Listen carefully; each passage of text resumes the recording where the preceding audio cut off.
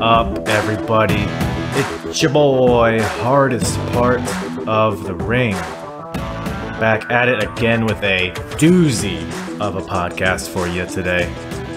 Not much, I mean, there's some stuff, the current landscape in wrestling today is different, to say the least. No audience, empty arena shows, some companies not even filming shows at all. In fact, most companies, other than the big ones.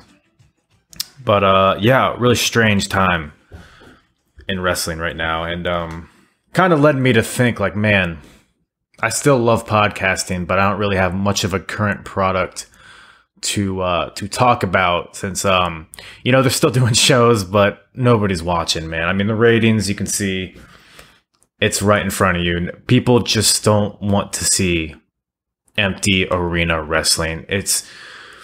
There could be some good stuff. I mean, there have been good matches on AEW, NXT, Raw and SmackDown have had some good matches as well, but there's just a very important element that is absent from these shows, and obviously that is the crowd and how they react to what is going on in the ring. Now, I've posed the possibility that they can just revert to doing backstage stuff, doing cinematic stuff, doing documentary style interviews with people to get their talent over, to prepare them for when crowds are allowed to come back in. But no, they just opt to keep having dead, stale matches in the ring. But regardless, my point being, I have not been very in tune with the current product today. So the question I asked myself is, like, man, what do I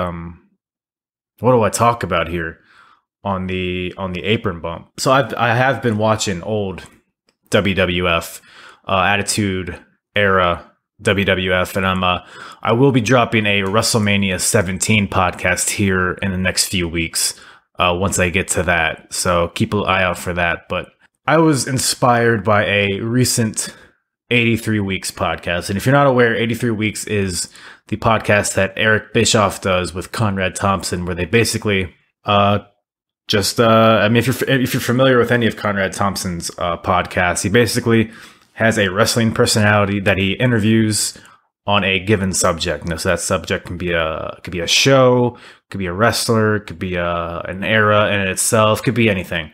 But a recent 83 Weeks podcast with Eric Bischoff that I listened to was about TNA Lockdown. I think it was 2010, I believe was the year.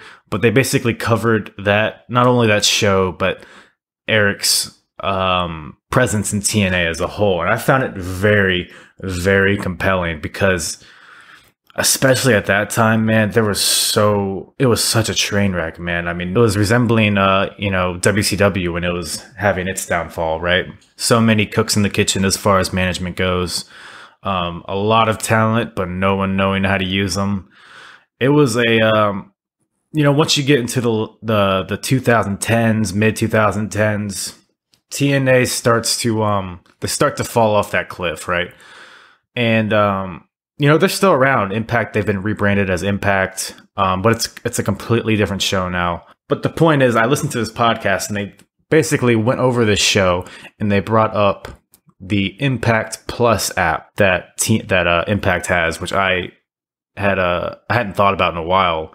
I guess I assumed it wasn't really much, because Ring of Honor has something similar with the Honor Club. I think they have different options, but like the $9.99 a month thing that's kind of been established among all these wrestling companies, their Honor Club is like select matches from the past and like discounts on pay-per-views. Like, it's not like as intensive as, say, the WWE network is. The WWE network has every Raw, every SmackDown, every single pay-per-view that WWE/WWF has ever put on, along with some WCW stuff, ECW stuff, old AWA, Mid-South, some select territory shows, as well as documentaries.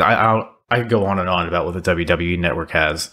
And I assumed Impact Plus was going to be like a, much like TNA was kind of like a WWE Lite in that sense. Now, I kind of assumed that's what the app would be, but I gave it a try. I went with the 1 month free trial that you get, much like the WWE Network, and I hop into it, and they have every single TNA pay-per-view, every single TNA TV show, all the way as back as, from what I can tell, 2004, which is basically around the time that they got out of the Asylum and into the Impact Zone down in Florida.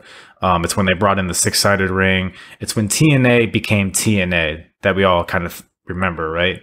It's when they started establishing their own identity. And, you know, here in 2004, you know, we're a few years out from WCW folding, and we're a few years into WWE's monopoly on the wrestling business. And, you know, the time in WWE is kind of slowed down. Ratings are dropping.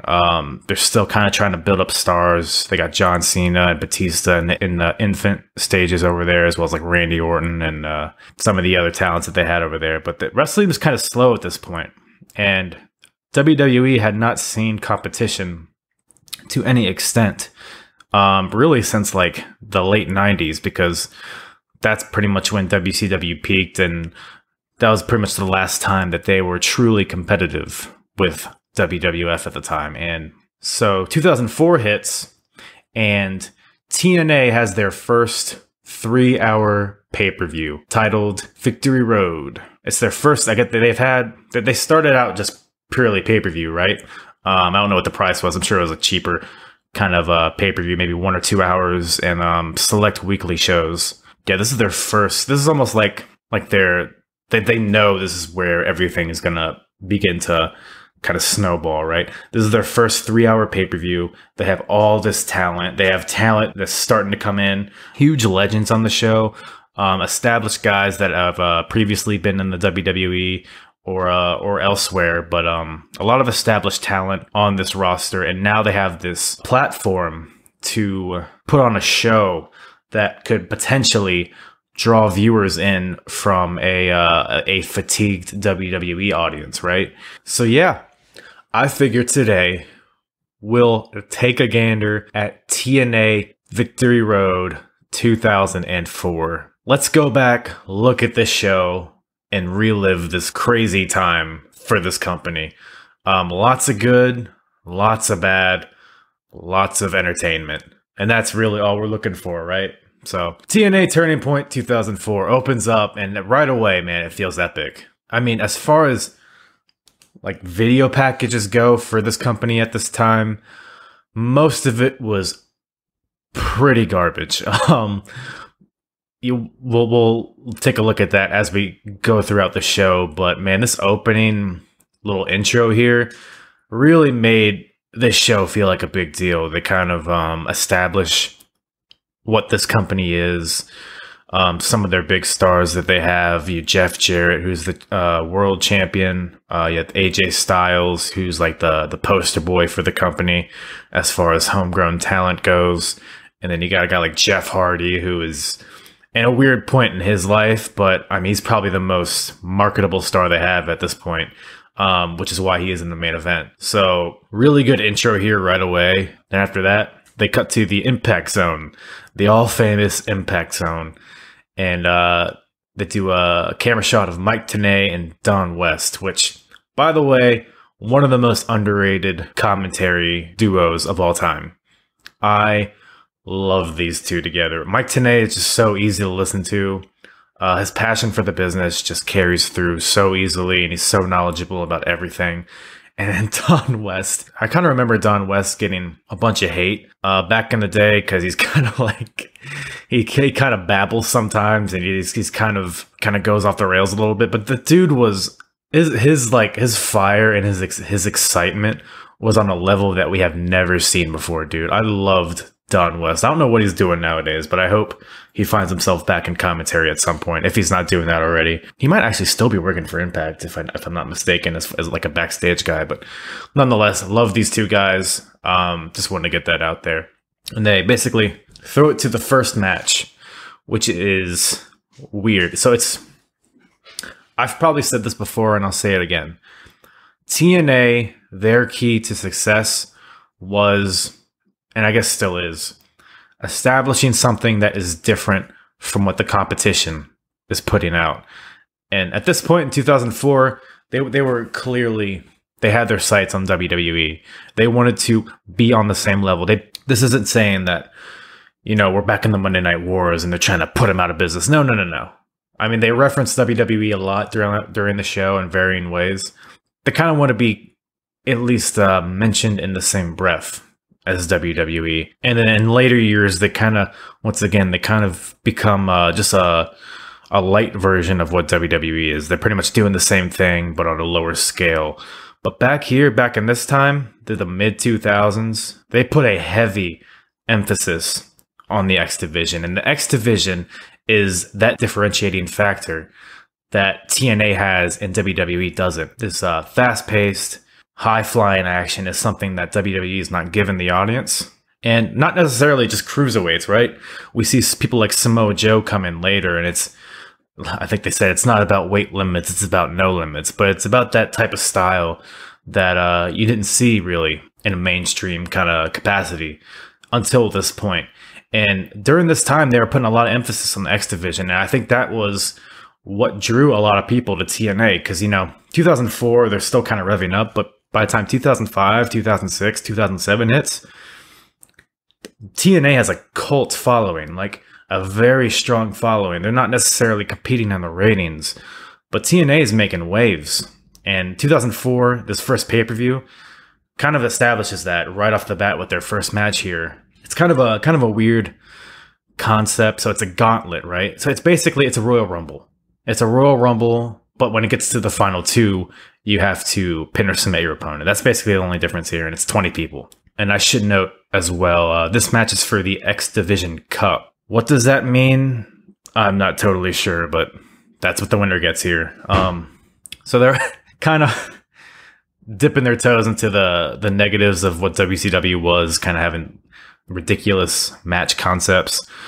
But that was kind of the charm of TNA back in the day. I kind of look back on it now, and I look at like all the crazy cage matches that they had, Ultimate X, all that stuff. Some of it was very good. Some of it was just silly for the sake of being silly. But this gauntlet match here was really just a way to showcase how much talent that they had. So much international, unique talent that they had.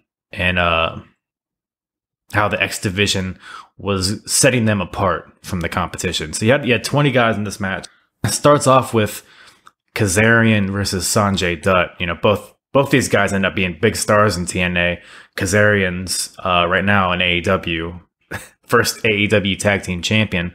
It was really interesting to see some of these guys in their infant stages in their careers. Like Kazarian's like just a part of a tag team. He's kind of just a guy in the background, but he ends up being like he has a brief main event stint here in TNA. Sanjay Dutt, of course, ends up being like a mainstay in the X Division as one of the ends up being like a legend in the company as well. He might even still be there too. Or is he in WWE? Or did he get fired? I don't know. There's so much happening. It's hard to keep track.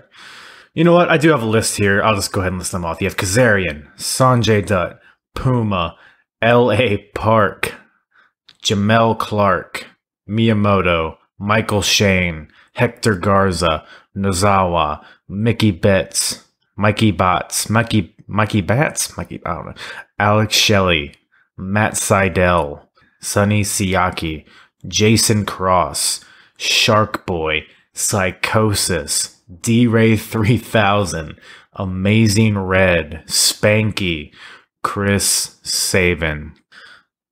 I list all those people, and there's some who you're like, who the fuck is that?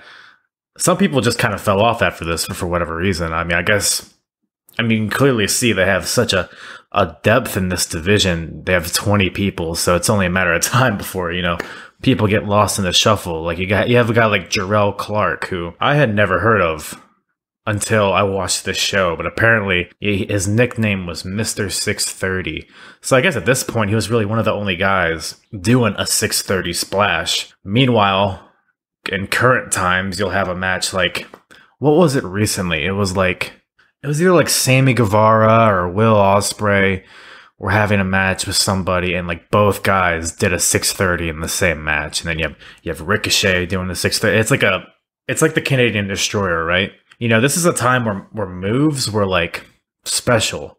It doesn't mean like they were the only guys that they can do them, but you know, Jarrell Clark, his whole gimmick was, hey, I can do a 630, and like Petey Williams during this time, he was doing the Canadian Destroyer, which at a time, I know it's shocking to hear, but it was a finisher at one point in time. It was finishing matches, not just a transition move that every single goddamn person does. No. It was actually pretty special during this time, and that's kind of what I like about this period in wrestling.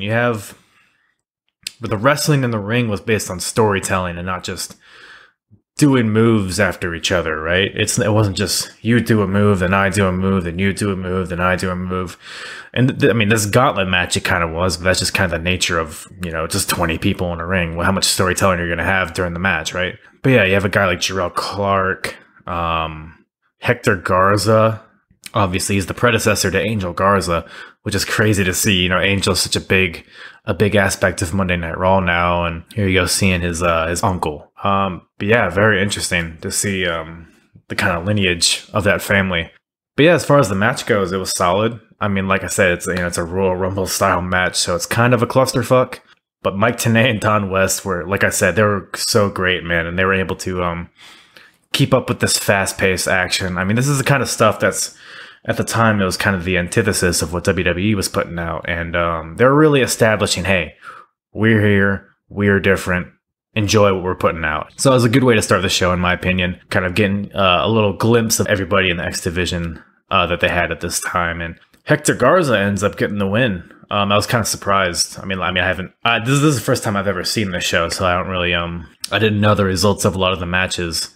I mean, does Hector Garza stick around for much longer after this? I don't really remember him being a focal point of TNA. I probably started watching TNA maybe like 2006. Maybe I'm misremembering, but Hector Garza gets the win here. They clearly have big plans for this guy, and I guess we'll, I'm sure I'll do more pay-per-view reviews going forward. I'll probably do the next pay-per-view here in a few weeks. So Hector Garza gets the win here.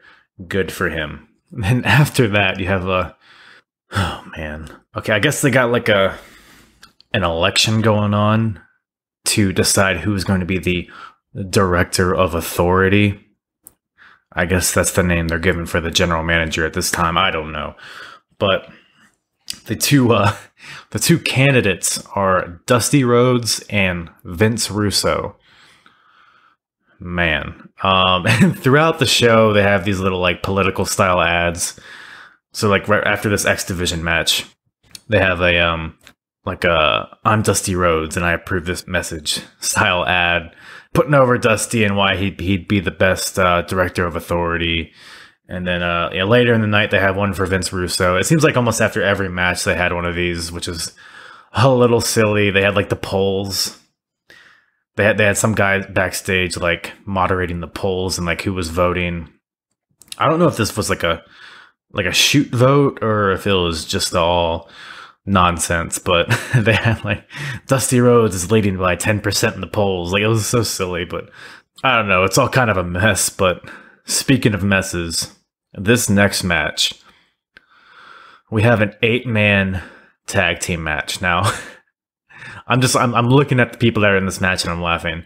Okay, you have Kid Cash, who right now is being pushed as like the top guy in the company, which is weird. And then you have his bodyguard, fucking Lance Archer. I totally forgot he was in TNA.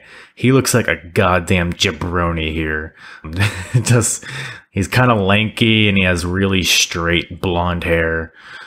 I guess like an ombre kind of hair color. He looks like a goofball. He doesn't look intimidating at all. He just happens to be tall, but man, what a sight. He's going by the name Dallas here, but it's fucking Lance Archer. And then so you have Kid Cash, Dallas, and the Naturals. I forget their names, but who cares? Versus Johnny B. Bad, aka Mark Marrow, Ron Killings, aka R-Truth, Eric Watts, who I had never heard of, but he reminds me of Eli Cottonwood from NXT Give that a goog if you don't know who that is. And the Empire Saint, who seemed just like a create a character in 2K. You know, like when you go to create a guy and they just have like the default guy. That's who this Empire Saint guy seems like to me. Never heard of him before, never heard of him after. Don't really feel like researching him. Before the match, there's a interview with Kid Cash, Lance Archer, and the Naturals. Kid Cash is basically establishing himself as not only the leader of the team, but the, quote, greatest of all time. Very, very unique nickname there, Cash. And Lance Archer just sitting there being quiet and ladylike looking. The match itself is kind of a mess. The babyfaces win, which, by the way, is the Mark Marrow R-Truth team. Babyfaces win after Truth does like a weird pedigree type move on one of the Naturals. Gets the win here. Felt like I wasted my time watching this match. Next match. I'm looking at my notes that took when I watched the show, and I totally forgot about this match. It's midgets. Midgets. You have Masquerita Sagrada, who you guys might know if you've watched Lucha Underground. Didn't know he was in TNA. Good to know. So it's Masquerita Sagrada versus I didn't get the other guy's name, but I don't think it matters. All that matters is that the other midget was fat and dressed like a pirate. So for all intents and purposes, let's just call him the pirate. So Masquerita Sagrada comes out, then the pirate comes out to the George Lopez theme, you know, because he's Mexican. And then it's such a weird time, man. 2004 was wild, and you have just midgets. They're calling them midgets, by the way, which I guess isn't PC nowadays, but and you have just over-the-top stereotypical Mexican music that they're coming out to. So they have the match. You know, Masquerita Sagrada is actually pretty competent and talented as far as, you know, his restrictions go. But the pirate, man, he was, I don't know if he's ever wrestled before, honestly. He was pretty much just a punching bag for Masquerita. But at one point, the pirate does get some offense in, and actually he lays out Masquerita Sagrada with like a clothesline or something, and then he doesn't pin Masquerita. He puts his ear to his chest to see if he's breathing, and then he gets the ref to check if he's dead or not. And then he asks the ref to pray with him for Masquerita, I guess, you know, because he's dead or what, I don't know. It's a whole thing. But as they're praying, Masquerita miraculously comes back. He kips up, he fires up, gives the pirate a hip toss, rolls him up for a win. Masquerita gets the win here. It was clunky. It was a mess, but it was hilarious, and I was thoroughly entertained. I don't know if they had aspirations of establishing a midget division here, but I don't think it lasted long. If it did, based off this match, but good times were had watching this match by me. After that, you have another weird Director of Authority election promo. I don't know. Are fans actually voting here? I'm not sure, but you have this backstage interviewer guy who's kind of seems like a store brand Jesse Ventura, kind of giving us the updates on the polls. You know, the Vince Russo is leading in the polls at 52%. We'll keep you updated as throughout the night. Just silliness. But Conan and Road Dogg interrupt him here. It's kind of a backstage segment. So they're in the 3 Live Crew, which is a faction that consists of Conan, Road Dogg, or BG James as he's going by, and Ron Killings. So they're keeping Ron Killings and Road Dogg here together because, man, there must have been just money left on the table from their stint in WWF, right? Anybody remember that Get Rowdy song? Good stuff. When they tried to make Road Dogg a gangster, which I guess they're still trying to do for whatever reason, but who knows. But Conan and Road Dogg here are building up for their tag team title match later tonight.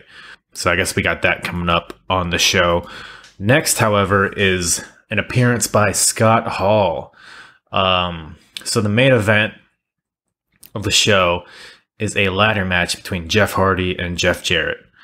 And one of the little gimmicks to the match here is that Scott Hall is in Jeff Jarrett's corner, whereas Kevin Nash is in Jeff Hardy's corner, supposedly. You can see the swerve a mile away, but either way, that's later in the night. But Scott Hall comes out to the ring here, gives a little promo. This is a weird time in his life too, I believe. Still kind of dealing with his drug issues, but basically says he's a pioneer of the ladder match, and he'll have a close eye on it, and may the best Jeff win. Clever. That's a pretty short promo here. Really just to get his name out there. Really just to get him out there on TNA's pay-per-view and kind of set the tone that, hey, we got legends too. We got legends too. Did what it was designed to do, I guess. After that, you have the tag team title match. You have the champions, Team Canada, versus the 3 Live Crew. Now, I went over the three Live Crew earlier, but Team Canada, man, Robert Roode and Eric Young. Very young in their careers. Very interesting to see. But yeah, the foreign heels are Team Canada, obviously, and the current, is it TNA Tag Team Champions or NW? I think it's TNA Tag Team Champions. I don't know. I don't think that's NWA. Whatever the case may be, they're the tag team champions, defending against the 3 Live Crew. You know, the pre-match stuff. Road Dogg's still doing his little shtick on the mic, kind of modified from the New Age Outlaws, kind of tailoring it to his new faction here, the 3 Live Crew. So he knows where his money's made. And but as far as the match itself, Team Canada actually worked really well together. Bobby Roode and Eric Young, they were together, you know, whether it was as opponents or teammates throughout most of their career, even into WWE. They worked really well together. I liked them as a team. Robert Roode's haircut was fucking atrocious, but still, he was pretty damn smooth in the ring at this point, even. You could definitely see, like, he would get more nuance and a little more of a unique spin to his character as time would go on. But him and Eric did really well here. Conan, on the other side of the ring, is built like a goddamn gorilla, dude. Holy shit, that dude was huge. Far be it from the like his style in WCW, but him and BG James, aka Road Dogg, they end up winning the titles here. Conan hits, I believe it's Eric Young with the K Factor, so it's like X Factor, but Conan's doing it, so it's a K Factor. And the 3 Live Crew win the tag team titles. Good stuff here. Pretty okay match, nothing to write home about, but very interesting to see these incarnations of these characters in the match at this point in their careers and how they blend together. After that, you have some promos for the Monsters Balls match. Monsters Ball match. It's a triple threat match between Abyss, Raven, and Monty Brown. All 3 of these guys are like top tier TNA as far as I'm concerned. You know, Raven's been everywhere in wrestling, but his stint in TNA was a damn good one, dude. WWF kind of, you know, it was what it was. He was kind of a, I don't know, more of a comedy act than anything. He didn't really embrace what he was able to do in ECW or what even he would go on to do in ROH or TNA. But TNA here, Raven has a great character to him, kind of a reincarnated version of his ECW character. And then obviously you have Abyss, who is, if you have a Mount Rushmore of guys in TNA, Abyss has a strong case to be one of those 4. Was there since damn near day one, and I think even still works there. No, I think you know what? I think he actually works for WWE as a producer now, doesn't he? But he was with TNA for a long ass time, dude. Through so many incarnations of his character. At this point, Abyss was a monster, dude. Got compared to Kane a lot, but I think Abyss had his own little spin on it, and I think he was very believable monster. A monster is a term that gets overused, but Abyss was the epitome of that word here in 2004. And then you have Monty Brown, who is one of my low-key favorites of all time, dude. He is so entertaining, dude. The pounce, his energy. I loved Monty Brown, and I was really looking forward to watching him later in the show in this Monsters Ball match. But the premise here, now I don't know if they did this in future Monsters Ball matches, but the premise here is that all three guys are basically locked in a dark room with no food or water for 24 hours. So I guess the idea is that once they get out, once they get let loose, they are so like deranged and so hysterical that they'll just do whatever it takes to beat their opponent. Like, I guess that was the idea. I don't know if it really translated well, but we'll get to that when that match comes in this show. Then after that, you have none other than Roddy Piper come out to the ring. Whoo, man. Again here, you know, same thing they were doing with Scott Hall. They're putting out these huge legends out there to kind of establish the fact that, hey, TNA is no one to sneeze at, man. TNA is here. TNA is queer, and we are going to take it to the WWE. And Roddy Piper is pretty much like specifically referencing that in his promo. I can't blame TNA for doing this, man. They have all these the star power. Fuck it. Bring all these guys in there. I love it. Give them a payday. Give TNA some credibility. Yeah, can't blame them for doing that. But they don't stop there. No. You have Piper out there cutting a promo, and then he ends up inviting Jimmy Snuka out to the ring. And crazy, I mean, considering that Snuka documentary just came out on Dark Side of the Ring, I guess like a week or two ago. It was crazy to see Jimmy Snuka just walk out there knowing how insane this dude was, especially in this time of life. But Snuka comes out to the ring, so him and Piper are kind of going... I guess they aren't really going back and forth. Piper's really just kind of talking to Snuka. But he alludes to their Piper's Pit spot a few decades ago, where Roddy Piper hit Jimmy Snuka in the head with a coconut. It's a very iconic scene. If you haven't seen it, go check it out. But this is kind of what Roddy Piper and Jimmy Snuka, what their careers are like. That's like a main part of both of their careers. So they're referencing that, and Piper's basically asking Snuka to hit him with a coconut. He gives Jimmy Snuka a coconut. He turns his back. He asks him to hit him. Jimmy Snuka doesn't hit him. Why? I don't know why. He's just a psychopath. But as this is all going on, Kid Cash once again comes back out. Him and the Naturals, who I guess are a team, judging by... Oh yeah, they are a team, right?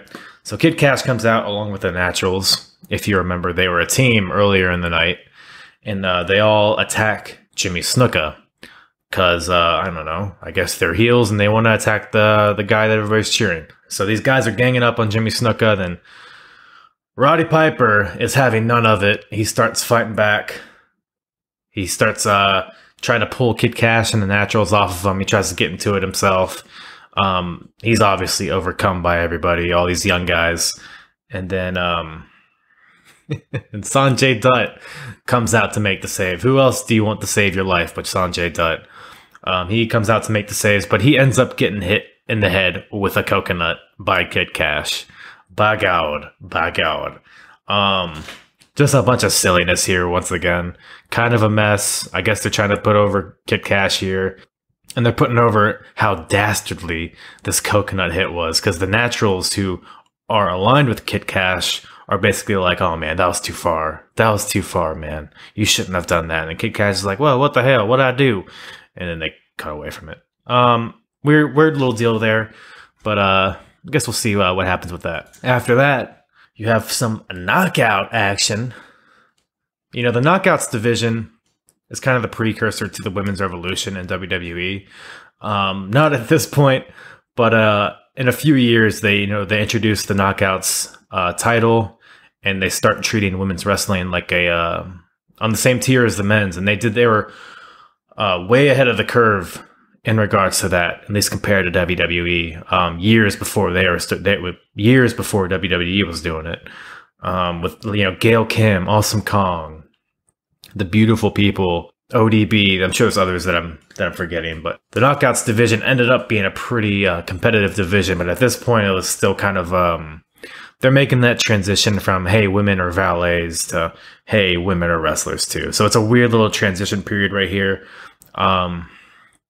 You have this girl, Trinity, who was with TNA for a long time, if I'm not mistaken. She ended up being one of the main components of the Knockouts division. But Trinity here is basically given an open challenge to anybody that wants to face her in a match. Who answers the call? None other than a debuting Jacqueline. Yes, that Jacqueline. The Jacqueline that won the Cruiserweight title in WWE like 2 months before this. She debuts in TNA, faces Trinity. Pretty decent match here as far as the early incarnation of the Knockouts division goes. Trinity actually ends up winning, which has surprised me. I figured they'd probably build up Jacqueline, but no, I guess they're putting all their eggs on Trinity. So Trinity wins with a moonsault. Pretty solid match, I guess. Like I said, no Knockouts title yet, so there's really no end goal. But I'm sure they have that in the works at this point, at least the beginning stages. But then after that, we have the Monsters Ball match. Like I said, we have Abyss versus Monty Brown versus Raven. Like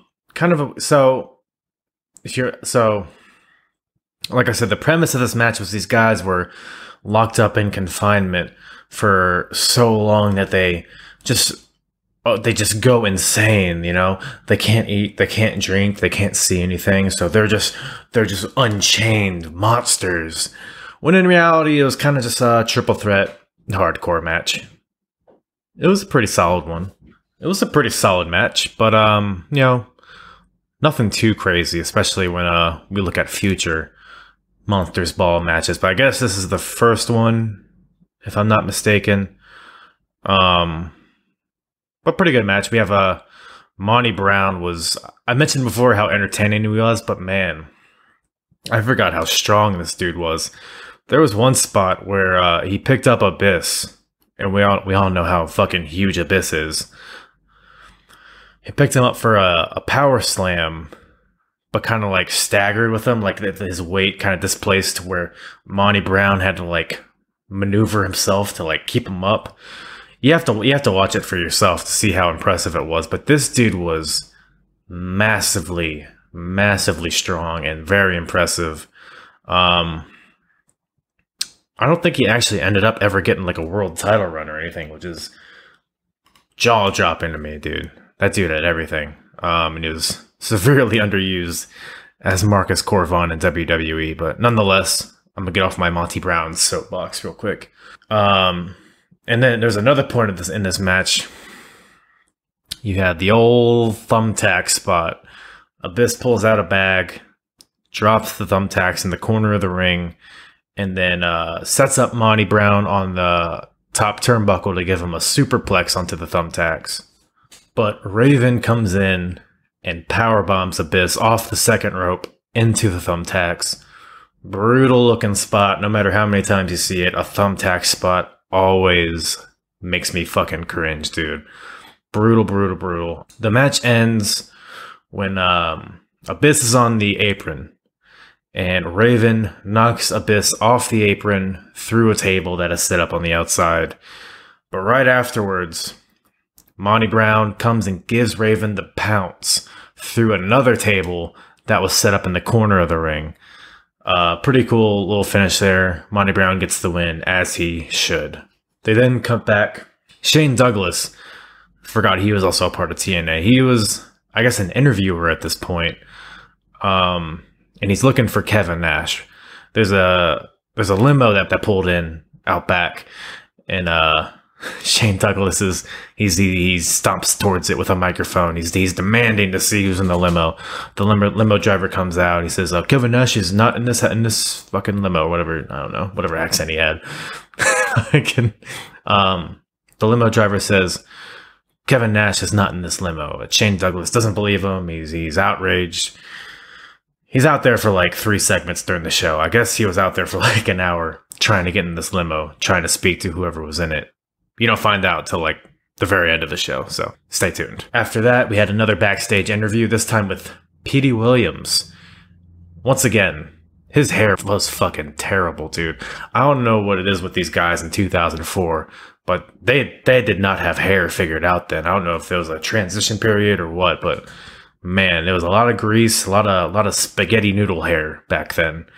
Fuck, dude. So yeah, we have an interview with Petey Williams, building up to his match with AJ Styles for the X Division champion. Petey is the champion here. And really the story of the match, honestly, is the Canadian Destroyer, which is such a far gone concept now that the Canadian Destroyer is used like fucking 5 times every match in AEW, right? But looking forward to this match, especially in this point of these guys' careers. Both are really hungry and both have so much to come in their TNA careers. So it's really interesting to see them early on. There's a video package for their match that comes on after it, which I spoke very highly of the pay-per-view intro, but their match video packages are awful, dude. It is hilariously bad. It's like someone that just learned how to make slideshows in Windows Media Player with like weird, it's like you know when you see like shitty compilations on YouTube with like formats that don't even match each other and like varying like video qualities and stuff. It was very bad, but I think they would eventually figure it out. But it was very, very funny to see them in their early stages of building these video packages here. But the match itself, AJ and Petey, was fucking awesome, dude. Probably my favorite of this show. I'll actually say definitely my favorite of this show. Crowd was super hot. Dueling chants for both guys.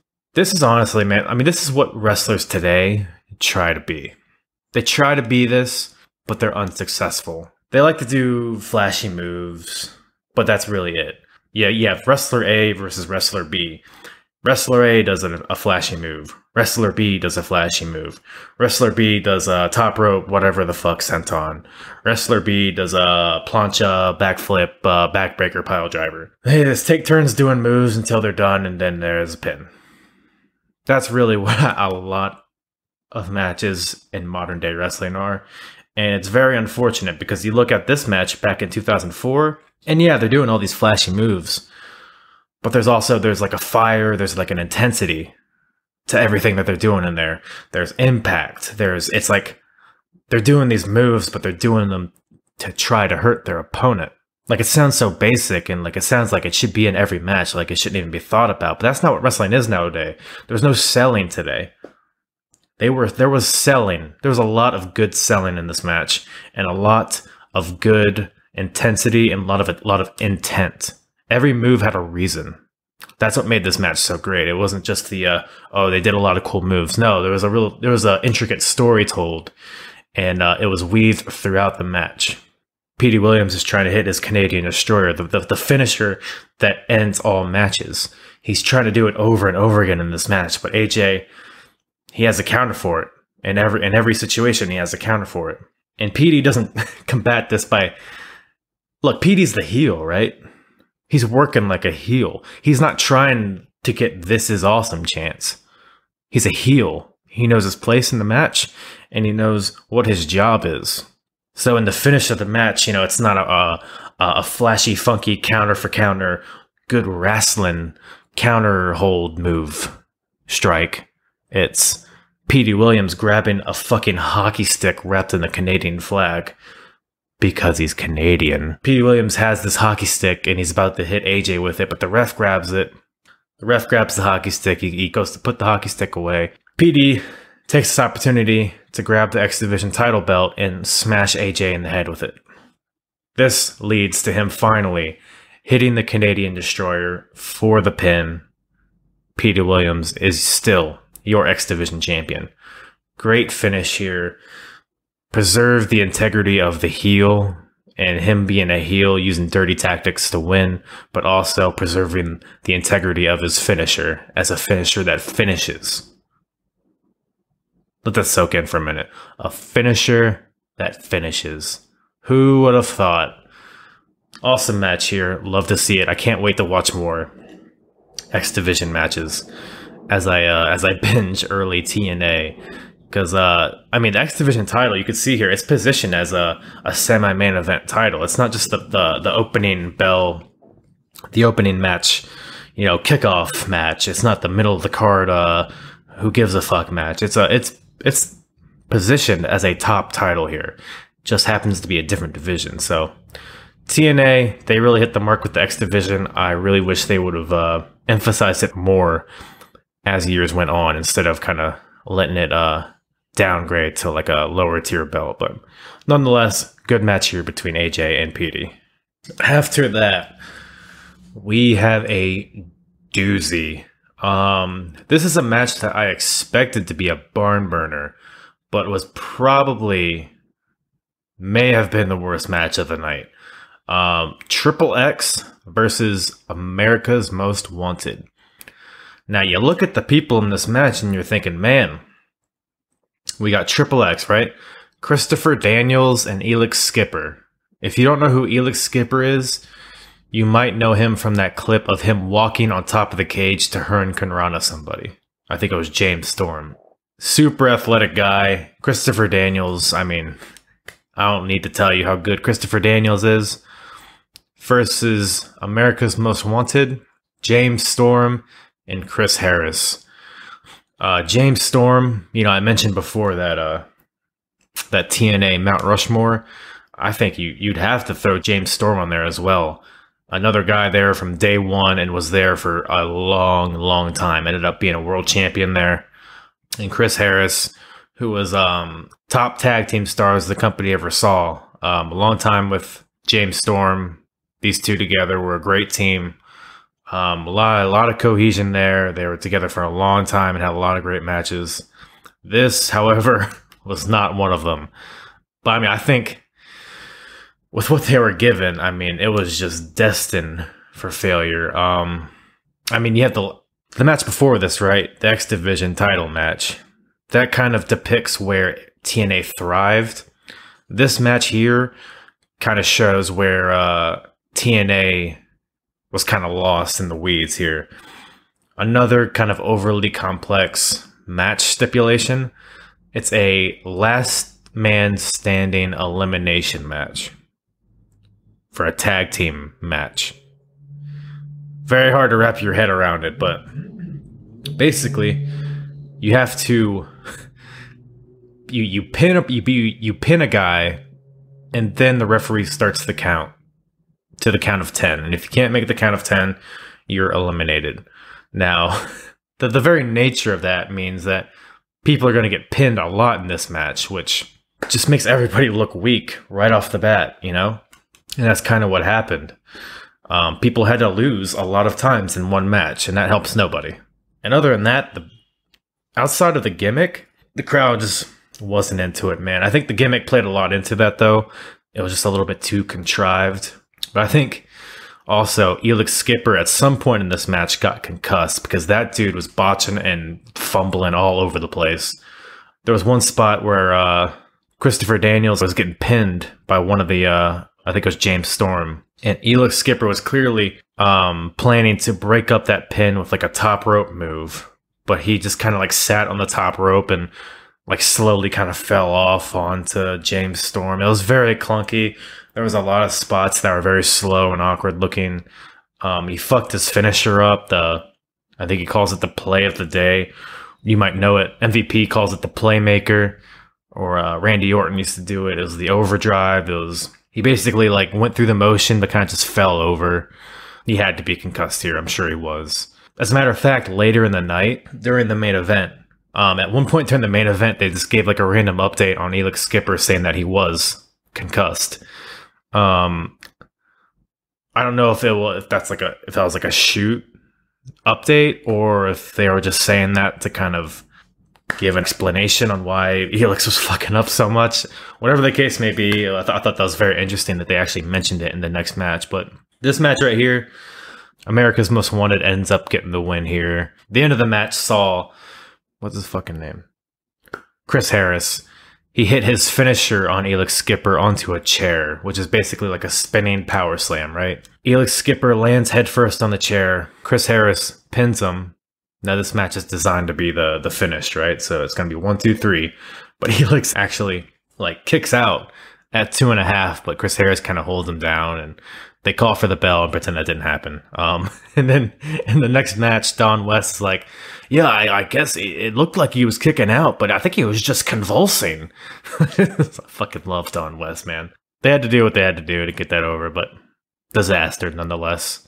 Yeah, very, very, very botchy, very clunky, but they would make up for that in their next match, which I believe is at the next pay-per-view. I believe it is that steel cage match that I referenced earlier, if I'm not mistaken. Then after that, finally, we have the results for the Director of Operations election. Finally, Dusty Rhodes ends up winning. They have like a little split screen here. They have Dusty Rhodes on one side. They have Vince Russo on the other side. Both are awaiting the results. And then, I don't know, I think it's Jeremy Borash reads the results and he says, your winner of the Director of Operations, Dusty Rhodes. And then Vince Russo has no reaction. Dusty Rhodes comes out, babbles on the mic for a little bit, and no angle was set up. No, this was no storyline thing. Or I guess it might have literally just been a real vote. Who knows? But so yeah, I guess Dusty Rhodes is the authority figure now, and you know, as he's talking, he's referencing WWE a lot. He's basically saying that we're going to get their attention and we're going to show them who we are and whatever the fuck. I don't know. Whatever, you know. I love Dusty Rhodes, but he was very babbly in this. He was very babbly in this promo. Yeah, you know. You got to do what you got to do. Then we have the main event for the NWA World Championship. Jeff Hardy versus the champion Jeff Jarrett in a ladder match. First of all, fuck Jeff Jarrett.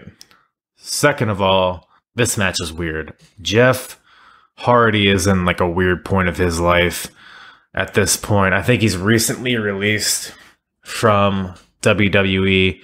And of course, getting pushed right to the main event as soon as he gets to TNA. And I can't really blame him. He's one of the most over superstars that's ever existed. I mean, and he's a very mainstream kind of character that you could put on a pay-per-view poster and you can kind of build a show around. So I do not blame them putting Jeff Hardy in the main event here. But man, my man is on some kind of drugs in this match, dude. He comes out, he's in the stage where he's wearing the paint on his whole body, but it's very just wet and like dripping off of him, and then he's like kind of running out to the ring, and then he's fucking running back to the stage and grabbing the ladders, and it's very, all very weird. And then Jeff Jarrett is kind of having his little, oh, I'm a main eventer kind of stage in his career, but I don't think anybody really ever bought him as a main eventer. He's just very average. I've always thought Jeff Jarrett was very average and very skippable. Any segment he's in, it's very skippable. But I mean, the match was what it was. It was a ladder match. It was pretty entertaining at some points, but it was okay. It felt kind of rushed. I mean, the pacing was just really weird in this match. I don't know how to explain it, but there didn't seem to be any like rhyme or reason for anything that they were doing. It just seemed to be kind of spot after spot at the ladder. Very WCW. This was a very WCW main event. So they do some ladder spots. Jeff does a swanton where Jeff Jarrett is laying on the ladder. Jeff Hardy puts Jarrett in between the ladder rungs and kind of like squishes him in between it. There were some good spots in this match, but the crowd wasn't really getting into it. Like I said, the pacing was just too weird. But towards the end of the match, Scott Hall does a run-in. Now remember, Scott Hall is in Jarrett's corner. Kevin Nash is in Hardy's corner. Where is Kevin Nash, though? Oh, nobody knows. Remember, fucking Shane Douglas is still out there trying to get answers from the limo driver. So Scott Hall comes out as Jeff Hardy is climbing the ladder. Scott Hall grabs Jeff Hardy and gives him the razor's edge. Jeff Hardy's down. This gives Jeff Jarrett the opportunity to get back up. He starts climbing the ladder, but then Hardy retaliates. He starts climbing the ladder to stop Jarrett. They do a spot here where Hardy's going to do a sunset powerbomb into Jeff Jarrett, but it was kind of botched. Hardy flips over, he grabs Jarrett, but Jarrett doesn't fall, and then he falls a little too late, and then it just looks very weird and messy. And then so both guys are on the floor. Both guys are on the ground. Both are knocked out. Who comes out? None other than Kevin Nash to really goofy, like, bubblegum pop music. I don't know what the deal was there, but Nash comes out holding two guitars for whatever reason. Both guys in the ring are starting to get up. Both are climbing the ladder on opposite ends. Nash gets in the ring. Scott Hall is also in the ring. Shocker, Kevin Nash gives Scott Hall a guitar, and they both whack Jeff Hardy with them. Jarrett has a third guitar, somehow, I don't know where it came from. Jeff Jarrett has a third guitar, whacks Jeff Hardy with it. So Jeff Hardy gets hit with a guitar 3 times, gets knocked off the ladder. Jarrett climbs up, grabs the title, retains his NWA title. Like I said, I mean, the match is okay. It just had a very, like, WCW feel to it. It felt very silly and clunky at times. And the pace was just strange. It was kind of hard to get into, but that's a Jeff Jarrett match for you, I guess. After the match, Kevin Nash gets on the mic, and so Jeff Hardy had, like, green face paint on, right? Kevin Nash has a line where he's like, yeah, Jeff Hardy looks like he's green with envy because he saw me peeing next to him at the urinal earlier in the day, or something like that. It was such like a dad joke. It was such a immature fucking... It was funny. I don't know. I laughed. So Kevin Nash and Scott Hall, and I guess Jeff Jarrett, they're all in some sort of faction together. Some sawed-off version of the NWO, I guess. And then they basically challenge anybody to stop them. And then who comes out to stop them? None other than AJ Styles. Styles comes out. Remember, he just lost a match a few minutes ago, so he's still like holding his neck from the Canadian Destroyer. Again, selling that move as a major finisher. AJ comes out, tries to fight all of them, but gets fucking stomped. I don't know what he expected. There's 3 of them. There's 1 of him. They're all stomping out AJ. Then the 3 Live crew comes out, but they all get overcome by this Jeff Jarrett and the Outsiders as well for some reason. Jarrett, Hall, Nash are all standing tall in the ring. Who is going to make the save? That person is who steps out of that limo that I mentioned earlier. They've been building to this all night. Who's in the limo? Who's in the limo? You see the door open. You see a shot of the shoes that step out. Camera pans back to the ring.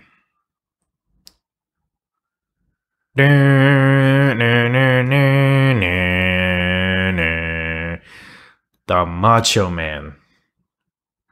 The fucking Macho Man comes out to the ring. And he just gets stopped by the security guards. Yeah, they don't let him in the ring. He comes out. He says hi, but he doesn't do anything. Kind of. That's how the pay-per-view ends. It's such a weird ending to such a weird show.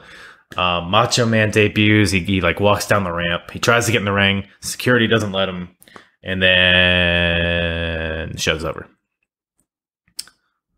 Very interesting, but the whole show was very interesting to say the least. The good, the bad, the ugly. It was all very well. Most of it was very entertaining, but it was all very interesting to see. Kind of to get back in that time machine and kind of see how wrestling was in this company during this era. I mean, there was a lot of good. I think a lot of the best is still yet to come. Remember, we haven't seen Samoa Joe yet. You know, Kurt Angle, Sting, Christian. there is so much good shit in the future for TNA, and I think I'm gonna stick with this. I think I'm gonna keep watching the TV shows, the Impact shows, because you gotta remember, I mean, it's once a week for an hour, and I figure without commercials, it's probably like what 45 minutes or so. You can knock out a whole month like nothing, right? And then all of a sudden you're at the next pay-per-view. So I think I'm gonna keep doing these little binges here, and along with the WWF Attitude Era binges I'm doing. Figure while we're at home quarantined, what better time? It's not like they're giving us live content to watch. You know what I mean? So yeah, TNA, early TNA has some really good shit, and I look forward to watching some more with you guys and giving some more reviews of total and nonstop action. Thanks again for listening, everybody. I'm hard.